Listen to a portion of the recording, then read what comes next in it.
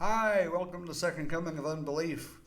When we talk about the Satanic Panic, we usually think of the Satanic Panic that happened in the 1980s, or maybe a more recent one.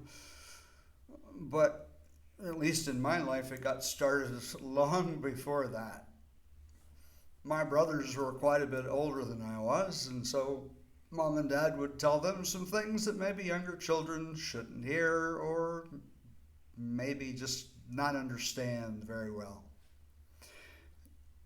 I like to joke. This is not true, but I like to joke that my parents taught me to do black magic at a very young age. One of the stories that was making the rounds at the time was that a student put a key in the Bible, specifically in the book of Daniel, and Satan himself came on the run. Let's break that down. Okay, so I was 4 or 5 years old. There were about 300 students, boarding students, at the school that Dad worked at. And I might remember a few names if Mom and Dad talked about them all the time. But I don't really remember that many names. I was 4 years old. Don't do this or Satan will come on the run. Stories are always told about somebody with no name. It never happens to Bob, Susan, Jennifer. It's always somebody that doesn't have a name, just a student. There's never a specific place. The dormitory.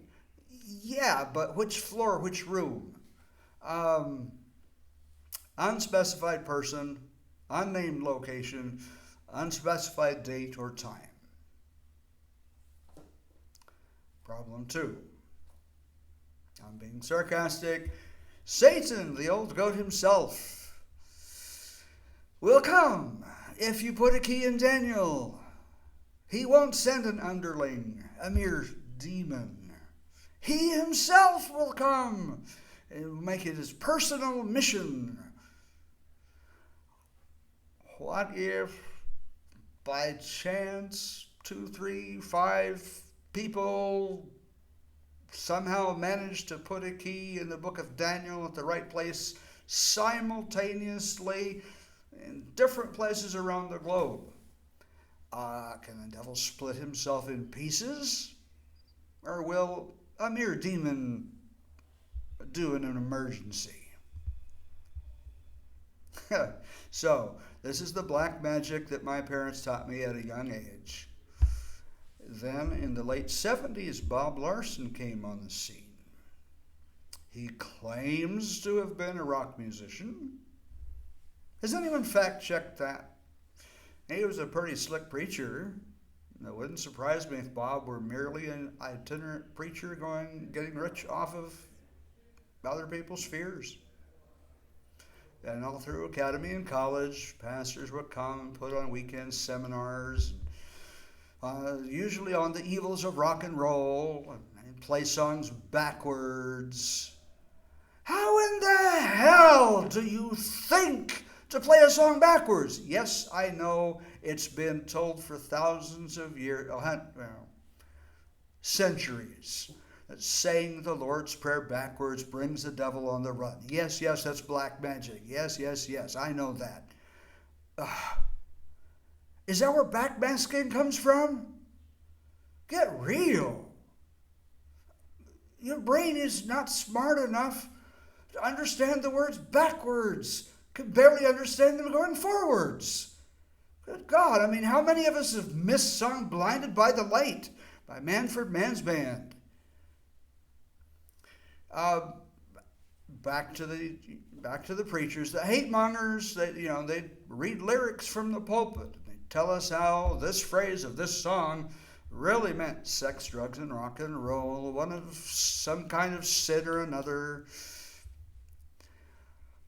I was in my 50s before I understood that the lyrics to a song are just that. Lyrics. There never was any hidden meaning from Satan.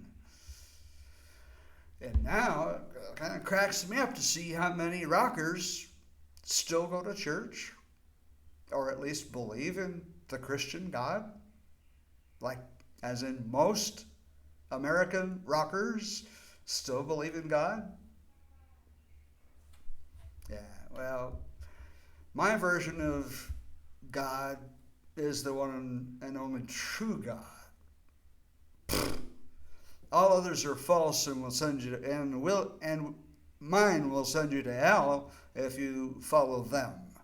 Yeah. The Great Satanic Panic is no different from any other scare promulgated through history. It's just scare tactics. It's fear mongering. It's the enjoyment of control. Controlling people through fear. Thank you for watching. Please hit like and subscribe and share if you think these thoughts are worthy of being shared.